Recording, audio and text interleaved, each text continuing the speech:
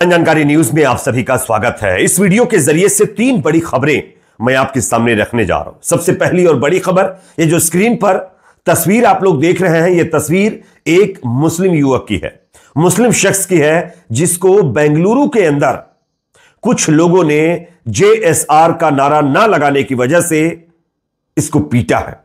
बताया जा रहा है कि इसको मजबूर किया है कि वो जय श्री राम का नारा लगाए। किस तरीके से, आगे इस पूरी खबर की जानकारी आपको देंगे। साथ ही साथ दो और बड़ी खबरें आपके सामने रखेंगे।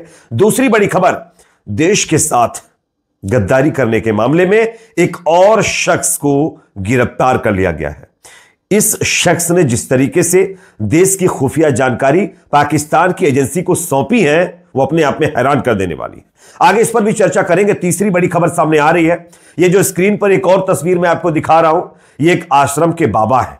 इस बाबा को दरअसल छत्तीसगढ़ पुलिस ने गिरफ्तार किया है और गिरफ्तारी के पीछे की जो वजह सामने निकल कर आ रही है, जो बाबा की हरकतें देखने को मिली है, पकड़ी गई हैं, वो अपने आप में परेशान करने वाली है।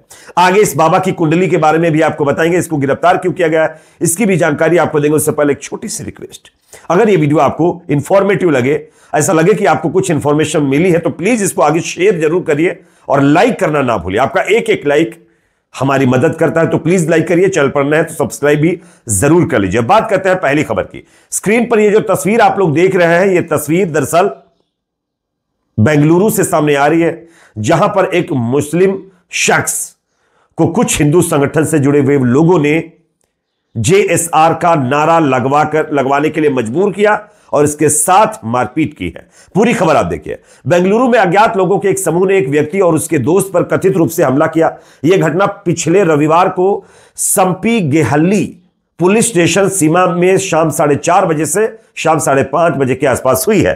पेशे से मैकेनिक जमीर नाम के इस शख्स ने आरोप लगाया है कि उसने राहत पाने के लिए हेगड़े नगर में AJPJ मैदान के पास अपना वाहन रोका था। तभी 6 अज्ञात लोगों का एक समूह उससे भिड़ गया।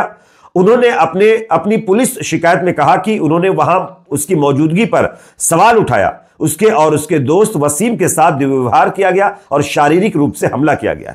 उन्होंने दावा किया, यानी जमीर ने दावा किया, जिसके ऊपर यह हमला हुआ है, कि जमीर भागने में हालांकि सफल रहा, जबकि समूह ने कथित तौर पर उसके दोस्त यानी जमीर के दोस्त वसीम पर डंडे से हमला किया। जब वसीम दर्द में चिल्लाने लगा, अल्लाह अल्लाह करने लगा, तो हमलावरों ने उसे JSR यानी जय श्री राम नारा बोलने के लिए धमकाने की कोशिश की।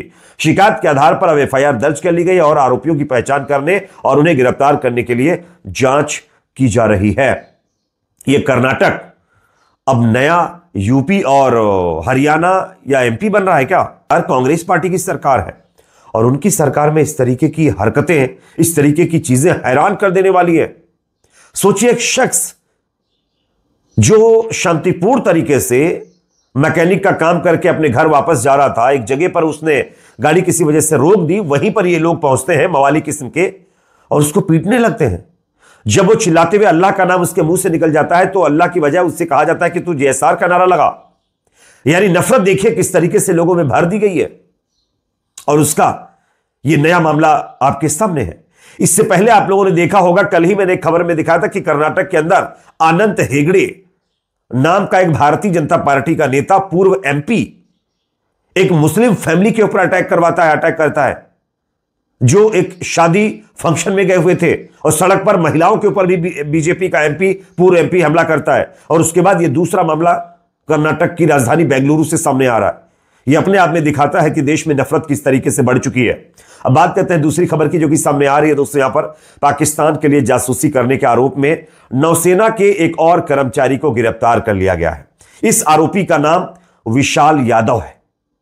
विशाल यादव साहब जो है, पाकिस्तानी महिला हैंडलर को गुप्त सूचनाएं हमारे देश की सेना खुफिया एजेंसियों की भेज रहा था। इसके बदले में इस विशाल यादव को आरोपी क्रिप्टो करेंसी और बैंक खातों में रुपए भेज रहे थे और इसी वजह से इन्होंने देश की जो खुफिया जानकारी है वो पाकिस्तान के पास पहुंचाई है और इसी आरोप में इनको फिलहाल गिरफ्तार कर लिया गया है। यह अपने आप में दिखाता है दोस्तों कि देश के साथ गद्दारी करने वाले लोगों में कौन शामिल होते हैं। हालांकि हमारे देश में एक नैरेटिव बनाया जाता है कि ऐसे मामलों में अक्सर एक समुदाय को टारगेट करने की हर कोशिश की जाती है, लेकिन उन लोगों के मुंह पर जोरदार अब तमाचा लगा है इस खबर से जो लोग इस तरीके के मामलों को पर्टिकुलर एक रिलीजन से जोड़कर हाईलाइट करते हैं। वैसे मैं बार बार कहता हूं कि इस तरीके की चीजों को किसी रिलीजन से जोड़कर नहीं देखना चाहिए, क्योंकि इस तरीके के लोग, उनको रिलीजन से कोई ताल्लुक नहीं होता है। ये इतने सेल्फिश होते हैं कि इनको सिर्फ अपने मतलब से मतलब होता है, उसके अलावा इनको कोई मतलब नहीं है। क्योंकि अगर इनको देश की परवाह होती, देश के लोगों की परवाह होती, तो इस तरीके की हरकत ना करते। चलिए बात करते हैं तीसरी खबर की, जो कि सामने आ रही है दोस्तों। एक और आश्रम के बाबा को पुलिस ने गिरफ्तार कर लिया है। यह पूरा मामला छत्तीसगढ़ का है। मैं आपको स्क्रीन पर बाबा जी की तस्वीर दिखा रहा हूं, यह तस्वीर आप देख सकते हैं। यह तरुण अग्रवाल नाम के बाबा जी हैं, उर्फ सोनू भी इनका नाम है। छत्तीसगढ़ की पवित्र नगरी डोंगरगढ़ से इस बाबा को पकड़ा गया है।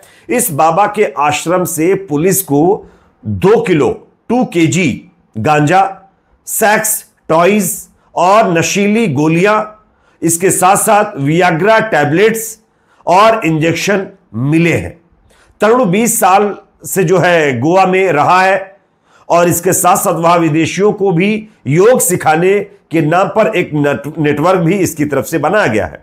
पिछले 1.5 साल से खुद को जटाधारी अंतर्राष्ट्रीय योग गुरु बताकर गोवा जैसा मॉडल छत्तीसगढ़ में शुरू करना चाह रहा था।